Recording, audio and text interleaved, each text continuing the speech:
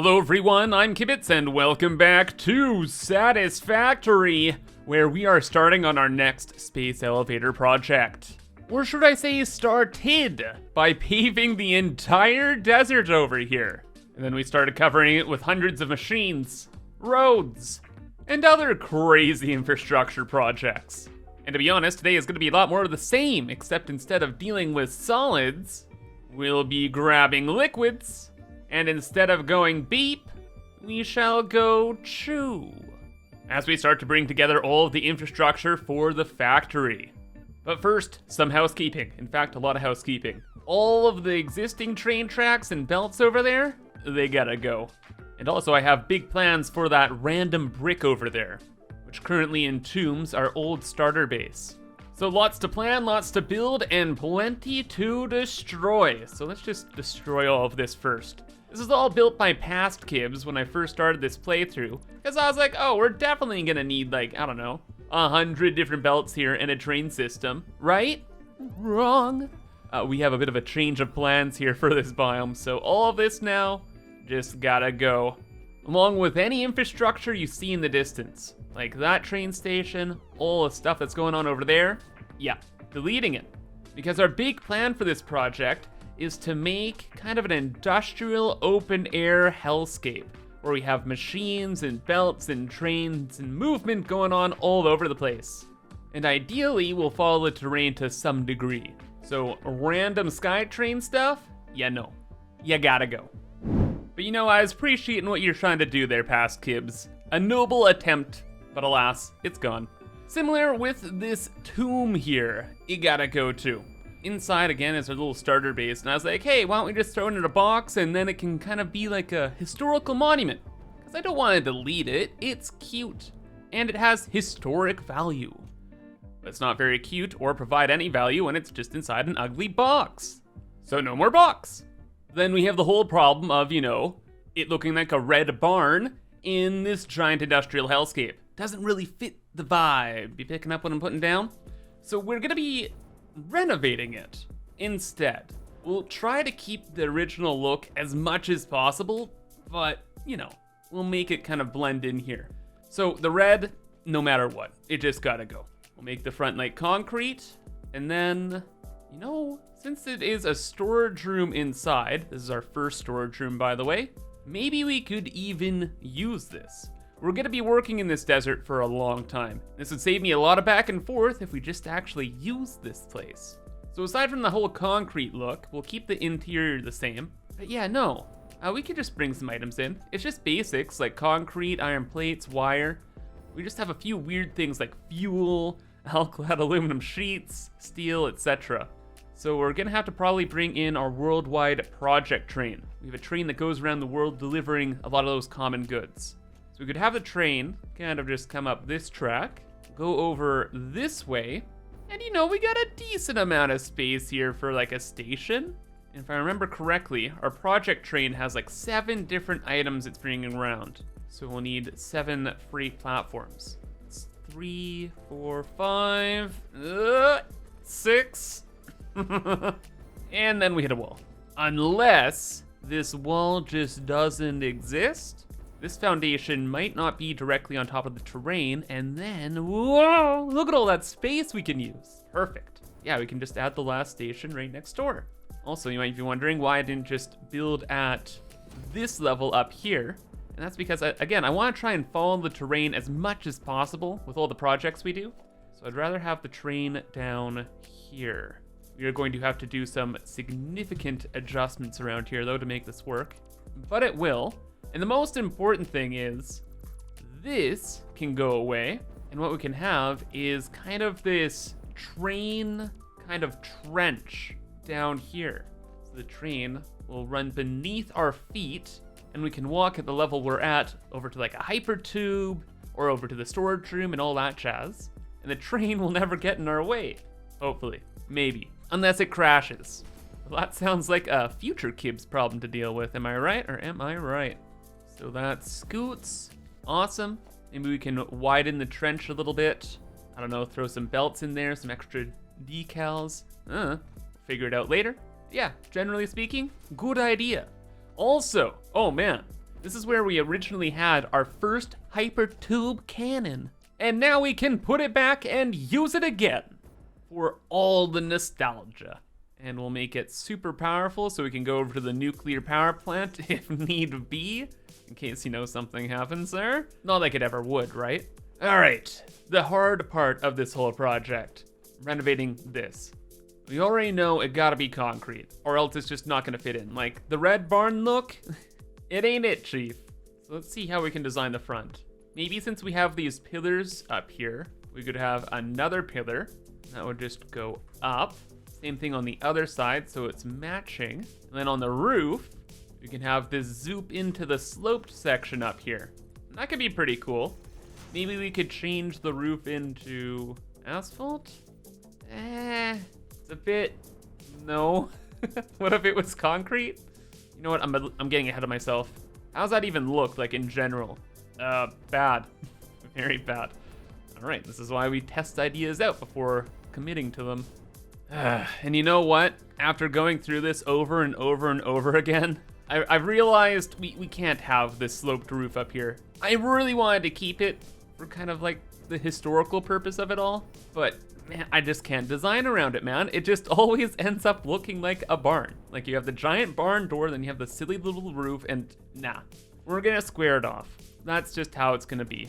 It'll look better probably at the end of the day, and design-wise, well, I'll show you in a second, it's gonna be ridiculously easy. Nice thing about concrete brutalist structures is you don't need a lot to make it look good. In fact, we could probably just grab a half foundation here, chuck it into the wall, just like halfway or something, and then have it go up, over, and that's like practically the whole design. It's subtle, but it's all it really needs. Lastly, we just need to do something with the barn door to really fix this place up. And we could add on like the really cool looking doors or gates, whatever they're called. These things, the automated gates, but I want to see inside. Like this looks good. I like it. It makes me smile.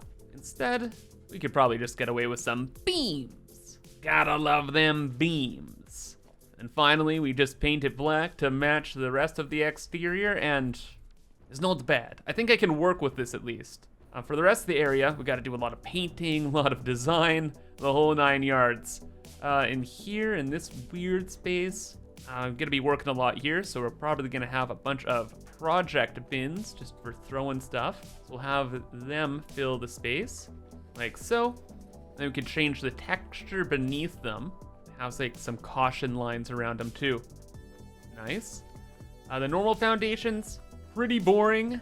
What if they were metal? Thoughts? Okay, actually, that looks a lot better than I thought. It kind of works with these original walkway crossings, the metal that we have with the pillars. Okay, so yeah, maybe we go with that. I'm not 100% sure, but we kind of have the main ideas here, and now I can tinker. Oh, now we're really moving and grooving, because instead of just having this metal everywhere, it kind of highlights the entrance. And then we go over to the walkway paths, which are kind of like a similar metal, but not. And now we can have that go all the way over here, right over to the hypertube cannon. And look at the train trench. Oh, this is so much fun. You'll be able to walk over, see the train go choo. Got enough space to look down and see everything. Little walkway into the storage room here too, for convenience. And I fixed up all the train lines, so it should actually work. So yeah, final little details and we're done. Oh yeah, it's looking fantastic. And I could not be happier. What a great decision just to redesign the area instead of hide it in a box. Painted it all black, added some highlights. We got that train running through, random little posts just going into the wall because I couldn't figure out what to do here. But you know what? We'll maybe use it in the future. Main thing is we can actually use the storage room now, because all the items from the chew go underneath the whole base and actually into the storage room over here. So scoot on in and off they go, loading into wherever they need to be. Some of the things though we need to produce locally, but we'll get to that later. And off to the right, it's nothing crazy, just the track going out of Dodge. And that is our first train of the day. But first, I got something crazy to show you. Actually, two things. A, this crazy roof design thing I did here just to add in a little bit more detail. Big fan. Other crazy thing is I wanted to find out when we actually built this. And that's pretty much when we started our playthrough, right? And that was like over 2 years ago. But don't worry, this time we're actually gonna finish the playthrough. For realies, probably. So much to do though. Lots of trains to set up. Next order of business is we need to bring in oil, rubber, and plastic. We have a massive rubber and plastic plants out in the abyss there, and we want to bring a lot of materials into this biome for production. And then I want to bring a bunch of oil in here to make coal coke for steel later on, because yeah, there is an alternate for that, right? Yeah, petroleum coke and iron ore for a bunch of steel. And also I just want the oil in here so we can add in a bunch of fuel generators. We're not gonna be doing like a crazy power plant thing, but I do wanna have smokestacks all over the place because they look cool. So all right, let's go grab some oil. And where are we getting the oil from? Well, we don't want a lot of it, so we're not gonna tap into the stuff over here. And instead, we're just gonna scoot right outside the desert to ye old local oil nodes. There's a convenient ford here that will serve our purposes, and they're impure, and I think we've got like 2 normal, something like that. Oof. And yeah, again, we don't need a lot. So with this all fully overclocked, that should be like 900 per minute. That's enough to mess around with, right? Let's just get that there. Get rid of the, wow, I almost died. Get rid of the neighbors. Oh my!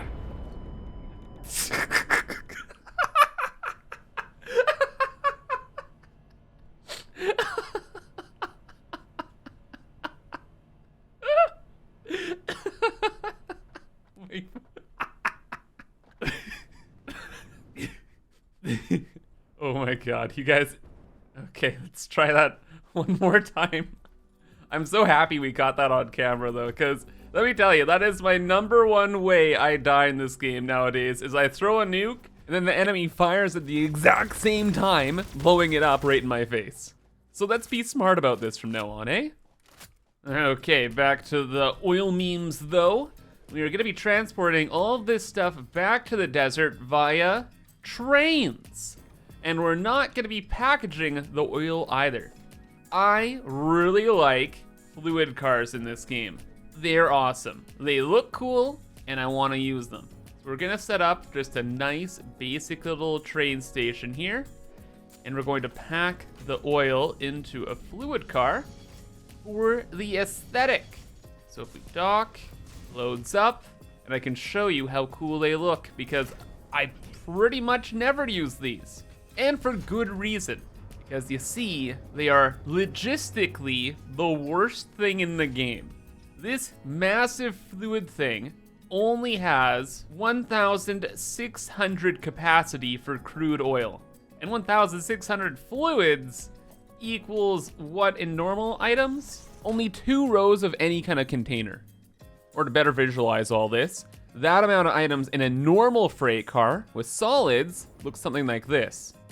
You can very clearly see that the fluid car has less than half the capacity of a normal solid freight car. So yeah, never ever really use these fluid freight cars. They're not good.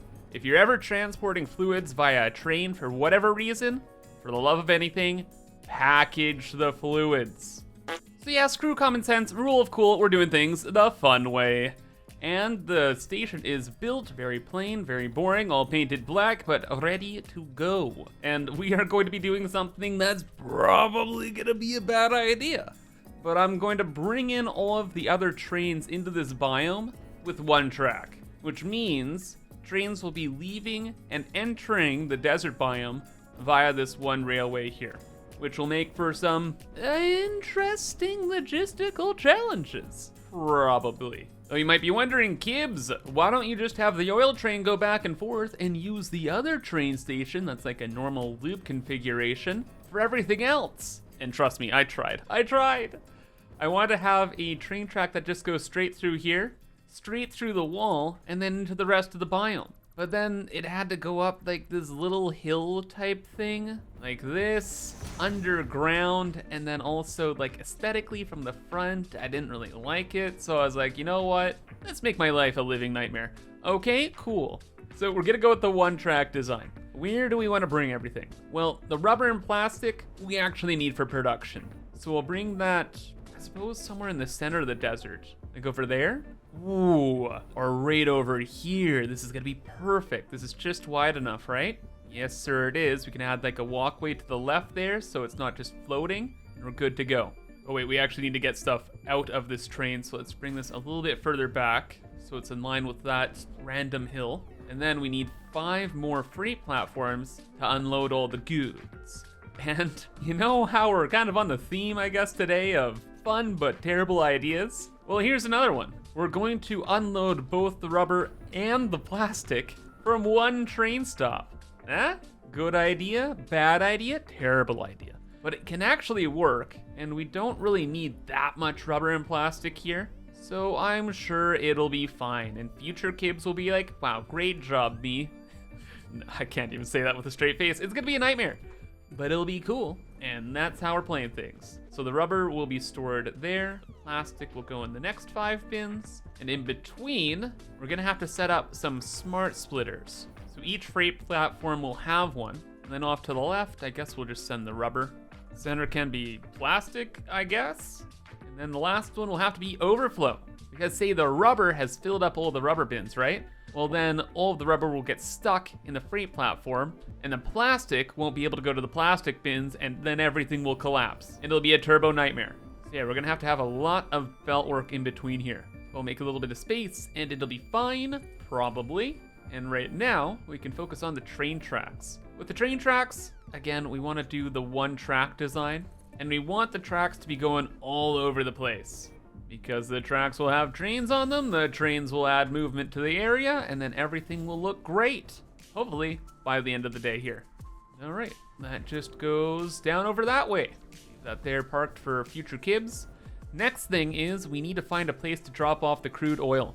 I suppose it should be pretty central too, because we want to bring the oil kind of all over the place for shenanigans. So let's see. This is kind of like the centerpiece of the desert. It's like one giant hill I had to build over. And it has a beam! So is there another kind of train space? Yeah, actually. Right over here. Wait! No, this is even better than I expected. We have a beautiful pit! And with the pit, we can fill it with all the crude oil. The crude oil will just go from the pipe down into here. We can have a bunch of fluid buffers down here. Paint them black. These buffers are at the perfect height for us to build a walkway just to cross them. I don't know, like maybe here or something? Sure, that's a little weird, but it checks out. And then yeah, we can check on all the buffers to see if everything's working properly.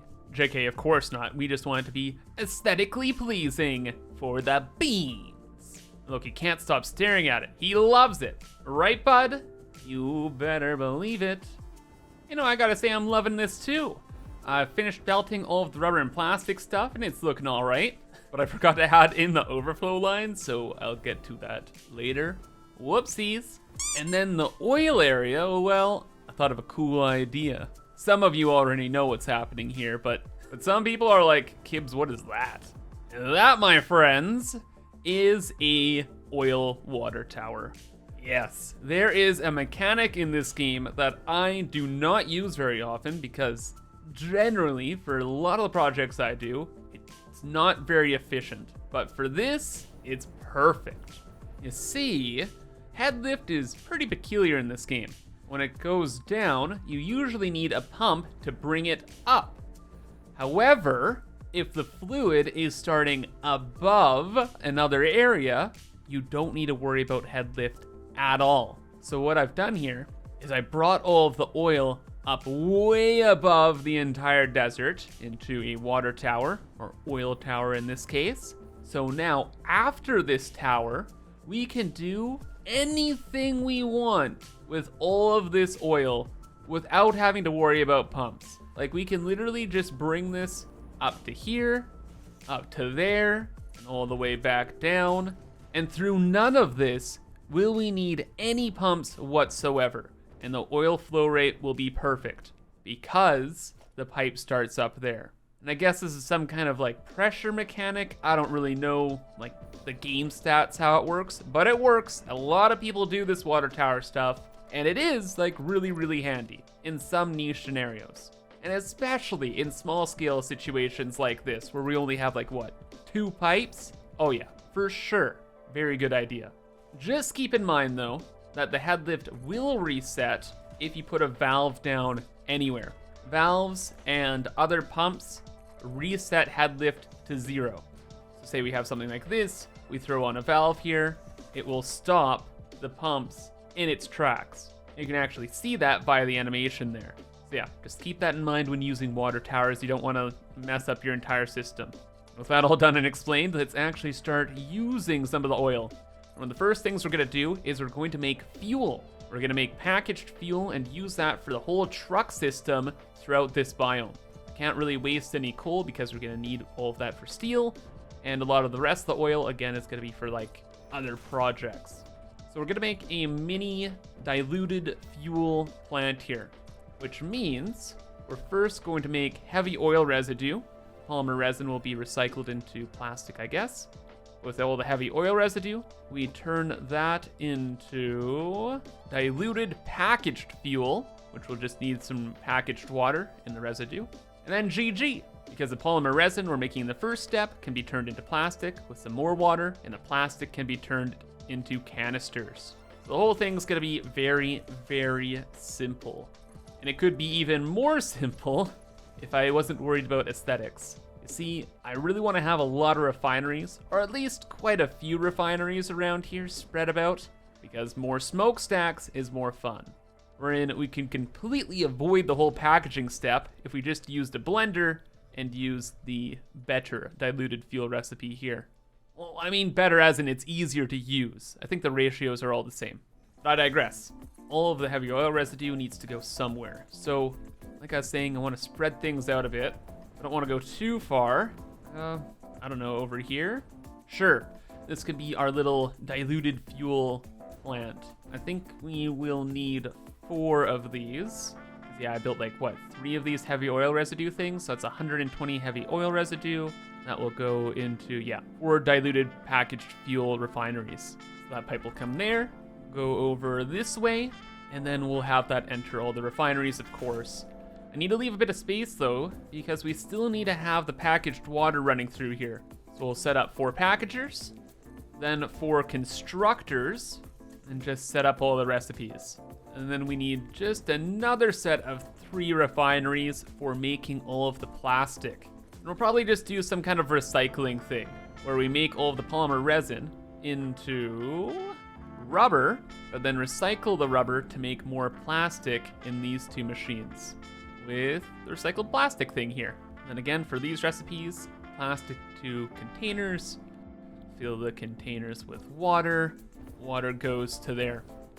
And okay, after building everything, maybe this was a little overkill. So all of the packaged fuel will end up in these bins here to be distributed to all the truck stations, wherever we build them. And then some of the packaged fuel goes along this line, is unpacked into just fuel and canisters. Canisters re-enter the system over there. Fuel goes down this pipe and is sent into that giant recycling process to make a little bit of plastic, which is then used to make some canisters. At the end of the day though, we didn't make enough plastic to make all the canisters we needed, so I had to bring over a plastic belt from the plastic train over there anyway. So was all this recycling kind of a waste of time? Yes.